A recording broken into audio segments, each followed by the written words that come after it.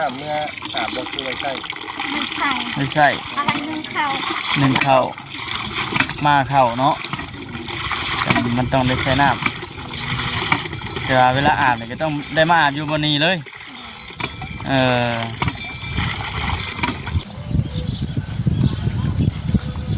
ก่อนพี่น้องเนาะนี่คือถ่ายบรรยากาศช่วงเงินคอยขันยำแรงคอยคันยำแรงให้กับพี่ได้เบิ่งก่อนมาสั่น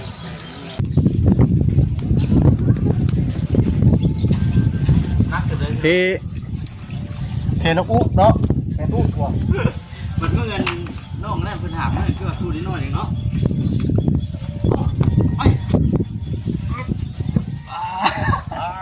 เอาดีได้ครับสุกอยู่น้ำเลยว่าอะไรกันครับก็เริ่มถามข้างน้องเราคันเพิ่นเย็นห้อนห้องไหนก็เนาะห้องปห้าบ่ได้ไปเซ็งซ้ำบ่ได้ไปเซ็งครับเป็นได้คือว่าบ่ได้ไปเซ็งมันบ่มีเงินโอ้สาเหตุที่ว่าบ่ได้ไปเซ็งก็คือบ่มีเงินบ่มีขึ้นไปสมมุติว่าเจ้าเมื่ออยู่พุ่นบ้านดงยางกับมีพิธีพิดคล้องเพิ่นคือกันบ่พิดบ่ต้องเสียแน่นอนต้องเสียยังไงต้องเสียงงัวบ้านเฮานี่เพิ่นถือไปนี่แต่ใดมาบ่สมมุติว่าเอื้อยมาหาเจ้านี่ก็เสียบ่ถ้าว่าบ่ขึ้นเฮือนก็บ่เสียขึ้นมาบ่ขึ้นเฮือนนี่แม่นบ่เสียคือพวกว่าขึ้นเฮือนนี่บ่เป็นหยังบ่ขึ้นไปนั่งเฮือนเจ้าสิได้บ่ได้ผิดหยังบ่อันนี้คือจากที่ฮู้มานี่สิแบบนี้เบิ่งเด้อบ่คำสิดาวเบิ่งนี่เบิ่งทั้งเอื้อยแล้วนี่เคยไปเอาผัวแล้วเนาะมีครอบมีครัวสินะน้องๆและแค่ว่าเพิ่นสิอวยหน้ามาเฮือนเข้าพี่ก็มันต้องได้เสียเนาะโดยเพราะว่าเพิ่นบ่ได้แต่ง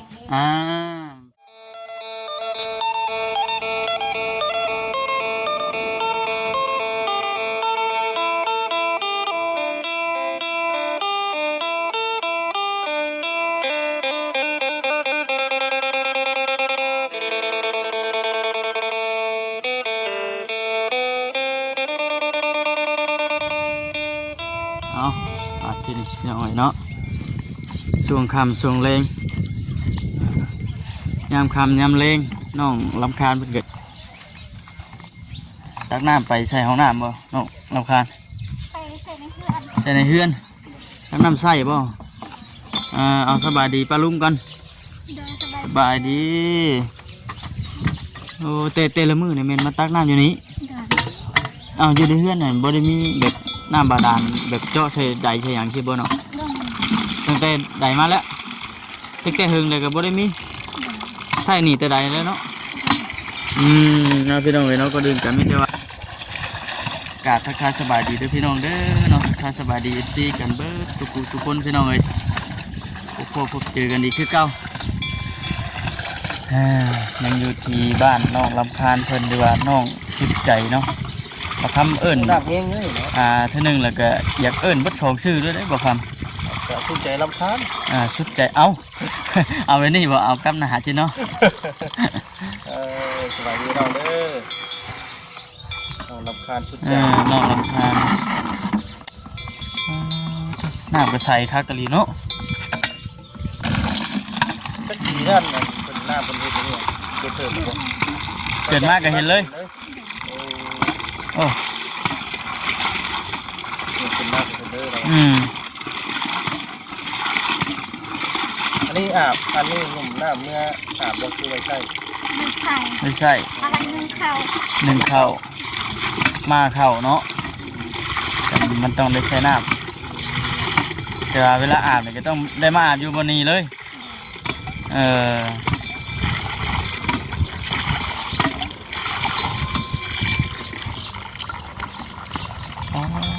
มันคือมื้อนั้นน้องอยู่เนาะมื้อนั้นบ่มื้อนั้นเพิ่นหามคือว่าคู่นิดหน่อยนึงมื้อนั้นคำหาพี่คนบ่คำหานี่เพื่อฮอดเฮือนมันบ่เฮียเบิดบ่ลองบ่ครับว่าบ่ให้บ่คำลงถังมันใหญ่พี่น้องปึ๊บ อ้พี่น้อง FC เพิ่นก็เม่นมาอยู่เหมือนกันว่าหาเบิ่งได้ยากได้ว่าซั่น ถามน้ำที่บ่ หามน้ำว่าซี่นะเห็นช่วงแต่ข้าวเฮายังน้อยตะกี้ก็มีอยู่แถวบ้านเฮาเนาะ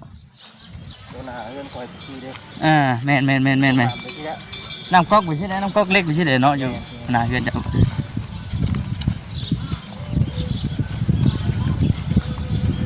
พี่น้องเนาะนี่คือถ่ายบรรยากาศช่วงเงิน คอยสนยำแรง คอยคานยามแรงให้กับอีพีได้เบิ่งก่อนว่าซั่นก่อนสิกลับก่อนสิเมื่ออันนี้ก็สิได้ทางวัดจิตเพิ่นก็คือสิได้เมื่อแล้วล่ะพี่น้องเนาะเพราะว่าเพิ่นสิแลลงไปเอาสิ้นหมูมาไว้ขายเบิ่งรถเด้อน้องเด้อเบิ่งรถเด้อ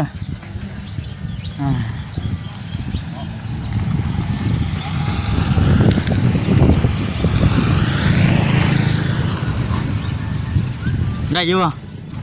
ได้อยู่เนาะเบิ่งรถเด้ พอจะได้กินตังค์ให้รถ đón phừng nữa đấy đi พุ่งลงรถรถกัน ô thôi ขึ้นได้ ướp bạn này Ô, ปัจจุบันนี้ก็เราเป็นชาวน้ำอยู่กันเบาเป็นยังเติบโตอยู่เนาะ cái là nghe từ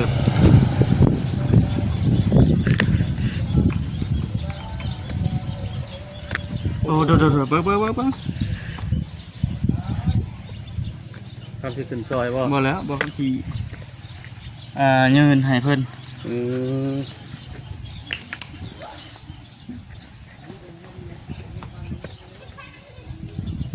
phần sắp cái lốp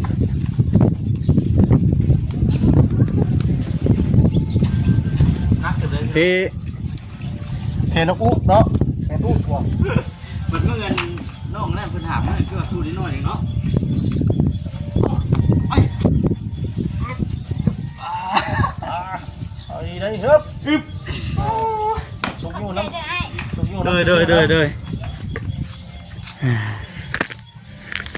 nắcพี่น้องเนาะ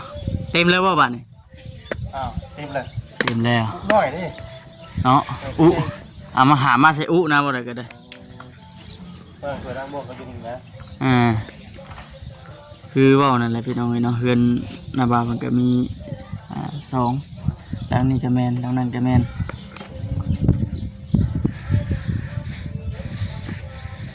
พักนั่นเนาะพักเป็นหยาก็อยู่เทิงนี่เลย ตัก อืม อันเสริม แต่ว่าเวลาหนึ่งข่าวหนึ่งหน้าเนี่ยแมนอยู่รูมนี้เนาะอืม ดูลูก ขนมเพิ่นธุระก่อนคือว่าอะไรพี่น้องเนาะครับก็คลิปนี้ก็คือเฮ็ดจังได๋พอสิริมานั่งอารมณ์กันคือเก่าเนาะ นางอารมณ์กันที่เก่า เบิ่งน้องเพิ่นสิเฮ็ดหยังเราเบิ่งทุกขั้นตอนเด้อพี่น้องมาทำ สีเหลืองขาวบ่เนาะ รอล้างถ้วย เฮ็ดเลย ล่างถ้วย จัดไปเลยเดี๋ยวจะให้ทางเพื่อนพี่น้องที่เพิ่นเบิ่งตอนน้อง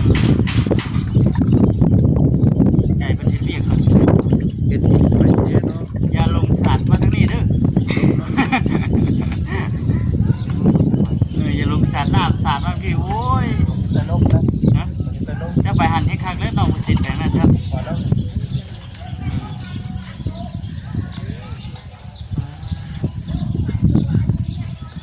ช่วงค่ำๆบ่น้องเพิ่นเข้ามาบ้านเห็นว่าช่วงค่ำนี่มันมานอนเฮือนเบิดทุกคนบ่ โดย แต่ว่าเรื่องข่าวเรื่องน้ำนี่มันแล้วไปเลยเนาะ โดย สบายเนาะแล้วข่าวเรื่องน้ำก็มาอยู่เพื่อนอยู่ชาติน้องปู่เทื่อเมื่อวานนี่ก็เพิ่นก็ไปหน้าเฮียน บอเพิ่นไปโรงเรียน ไปโรงเรียน โดย บ่ได้เฮียนอยู่บ้านนี่ บออยู่บ้านอะไรดงสิ เพิ่นว่าเฮียนอยู่อันนี้น่ะคือโรงเรียนประถม โดย ที่ปฐมอ โร นุ ง บา เรีย ล นประถมนี่แม่นประจำอยู่บ้านนี้ ถ้าเห็นท่านสูงก็จะพูด ว่าแล้วก็เฮาก็ลืมถามทั้งน้องลำคาญเพิ่นเฮียนฮ้อนห้องใดก็เนาะ ห้องป ห้องบ่ฮะ .5 บ่ได้ไปเซ็งซ้ บ่ได้ไปเซ็งครับ ำโดย เป็นได้คือว่าบ่ได้ไปเซ็งมัน บ่มีเงิน โอ้สาเหตุที่ว่าบ่ได้ไปเชิงก็คือบ่มีเงินบ่มีทุนไปแต่ก็เพราะอ่านได้เขียนออกอยู่บ่ ได้อยู่ เออคือว่าพอได้อยู่เนาะอ่านได้เขียนออกอยู่พี่น้องแต่ว่าที่ว่าในการศึกษามันก็สำคัญอยู่แต่สำคัญที่สุดก็คือเงินพี่น้องบ่มีเงินก็แม่นบ่ได้ไปเรียนต่อจิตใจก็คือว่าเนาะอยากเรียนให้มันจบยังเก่งได้ใบประกาศม .4 ก็ถือว่าโอเคอยู่พี่น้องพอได้มีใบประกาศแน่จุดประสงค์ตัวนั้นอย่างเรียนจบฮอดใช้ใช่เนาะ ฮะ ม .7 พุ่นบ่หรือว่าม .4 ม .7 ม .7 พุ่น โดย เรียนจบม .7 แล้วสิเฮ็ดจังได๋บัด ไปเรียนต่อ ไปเรียนต่อ โดยคันมีเงิน เอา แต่เฮ็ดจบสิเฮ็ดไทยได้เนาะ บ่ฮู้เลย อันนี้คือในคุมคืนของน้องคนตะกี้พี่น้องเอ้ยเป็นว่า วันนี้เนาะ เป็นว่าเรียนจบเด้อเรียนจบก็ได้ไปเรียนต่อ โดย แต่ว่าก็คือว่านะในเมืองมันเป็นไปที่อะไรก็อยู่ไปขนาดนั้นเลยเนาะ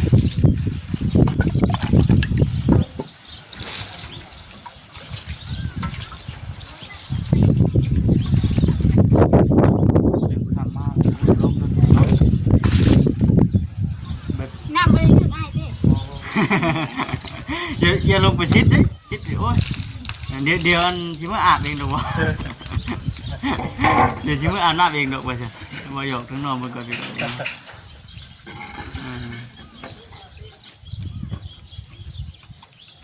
ทุกคำเลยมากันมันเฮ็ดเวียกบ้านน้ำเฮือนน้ำชาน เนาะเบา นี่ถ้าว่าไปตลาดตะลี่แถวนี้สิไปทางไหนซั่นเนาะไปทางไหนก็ไปตลาดทางนี้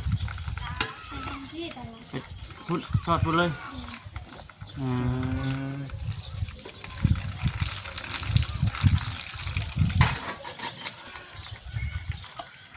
โดยทางพ่อ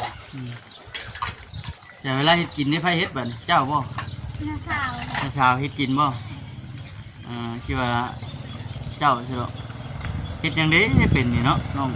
แกงหน่อไม้เป็นบ่แกงหน่อไม้ ยังทำให้กับเป็ด เป็นอยู่บ่ใส่หยังแน่ให้มันครบชุดนี่มีหยังเอาบางทีจะว่ามื้อหน้ามื้อในมาน่ะโอ้เว้าบ่สร้างเด้เนาะบ่สลี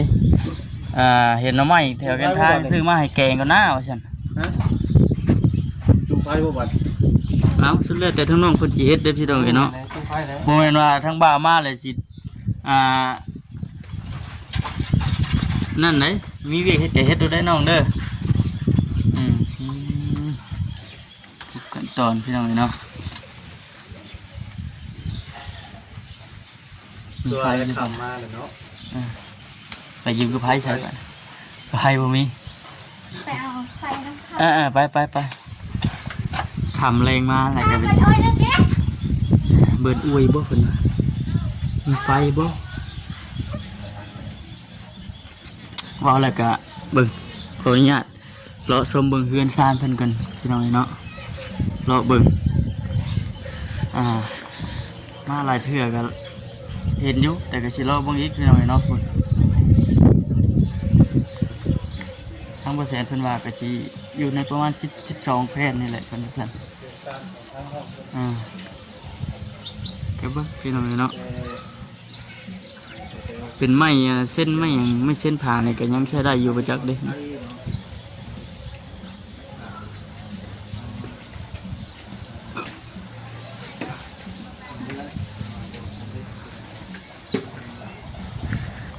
มีแต่ว่ารุ่นไปพี่น้องเนาะจากที่ได้ยินทางบ่แสนเพิ่นว่าก็คือว่าน่ะคือว่ามีทางผู้หลักผู้ใหญ่เพิ่นเคยถามอยู่เรื่องพากระจากนี่ก็ได้พี่น้องเนาะแต่ว่าสิได้บ่เฮาก็ยังบ่ทันได้ฮู้นะมีทางผู้หลักผู้ใหญ่เพิ่นถามมาก็โอ้ก็มีการรุ่นอีกอยู่เด้เนาะบาสลีเนาะ โดย มีการรุ่นอีกอยู่ โอ้ตัวนั่งอยู่กลาง กลางเพื่อนเราเนาะแล้วเราเพิ่นก็ยังไปเอา คืน ไฟเนาะ แม่ ไฟ คืน ไฟเซ็กเนาะ นี่ครับ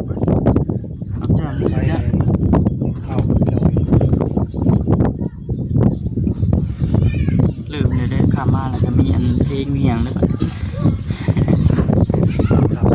ว่าพี่น้องมื้อนี้น่ะมันบ่ลม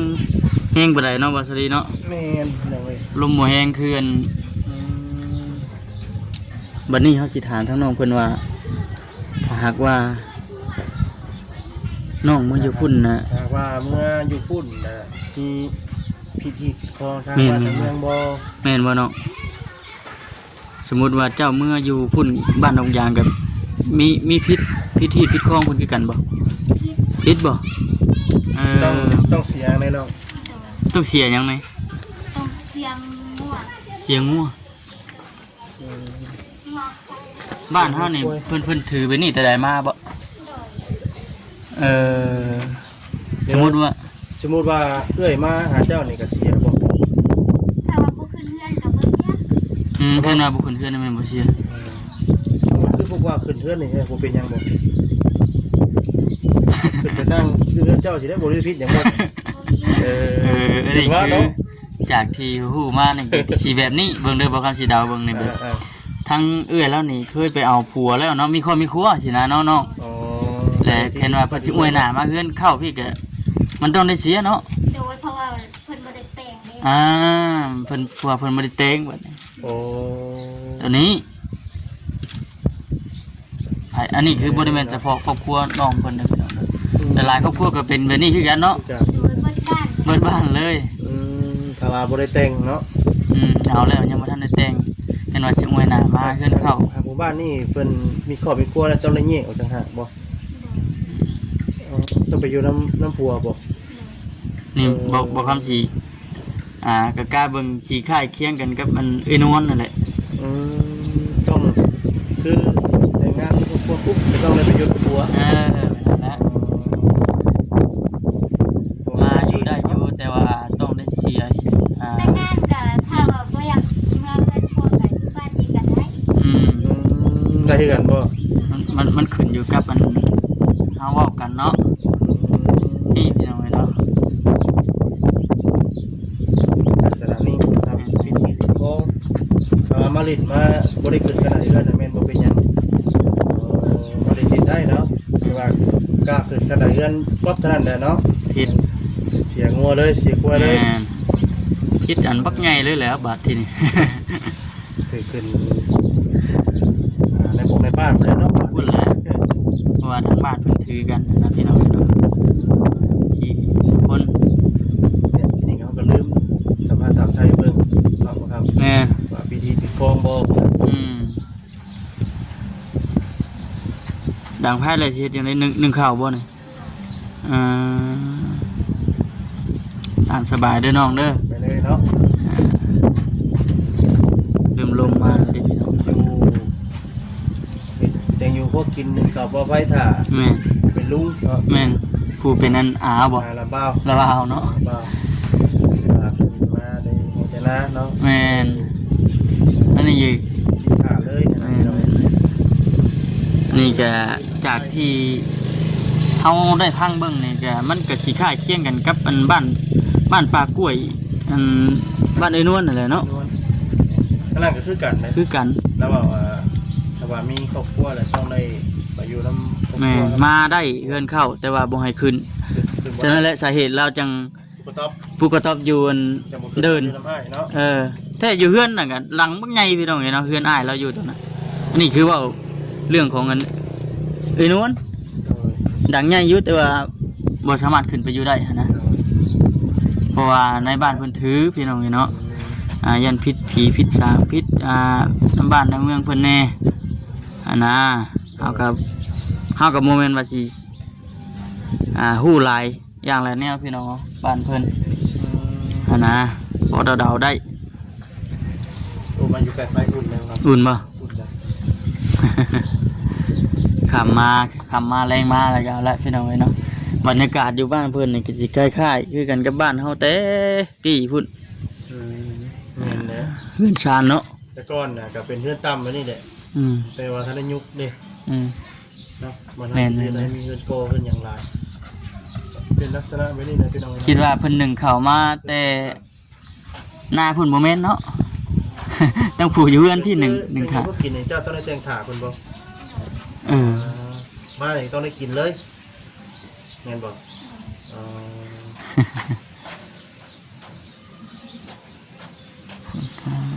เถอะพี่น้องเพิ่นก็บ่ธรรมดาดอกพี่น้องเนาะจากที่ได้พังเบิ่งเนาะก็หลายอยู่เบิ่งญาติพี่น้องเพิ่นนั่นแหละหลายนะครับบ่หลายแต่ว่าเรื่องดินดอนตอนหญ้านี่ก็เฉพาะครอบครัวน้องสุดใจนี่ก็สิมีแต่นี้พี่น้องเนาะห้องน้ำนี่บ่แม่นได้พี่น้องห้องน้ำนี่ ห้องน้ำเป็นของทางหน้าบ้าน เป็นของทางนาบาวเพิ่นเฉพาะแต่ตัวในเฮือนนี้เฮือนนี้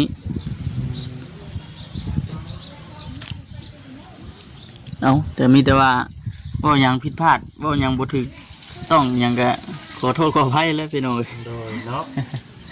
นี่ว่าข้อมูลบางอย่างมันก็ห่วย โปรตีน มันบ่ถูกบ่ต้องก็มีเออสังกะสีนี่เพิ่นเอามาสอดใช้ไม้แล้วเบิ่งสังกะสีนี่ถามนะว่าเพิ่นมื้อนั้นว่าอ้ายครูที่ว่าเพิ่นอยู่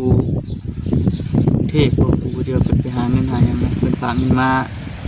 สีบ่ เอาก็ได้โอ้ลมจังหน่อยก็มันสิได้กลับเลยเนาะ ครับพี่น้องเนาะกันทำแล้วเดี๋ยวทางวันยิดเพิ่นก็สิไปเอาชิ้นหมูอ่ะ แม่น ขายตลาดนัดอื่นพี่น้องเนาะ ไปได้สิครับ ไปซะเนาะ ไป ครับเนาะ ครับผมข้างนอกเพิ่นนะครับ มามื้อหน้ามื้อไหนเพิ่นสิได้มา อะไรน้องทั่ว เด้อน้องสุดใจ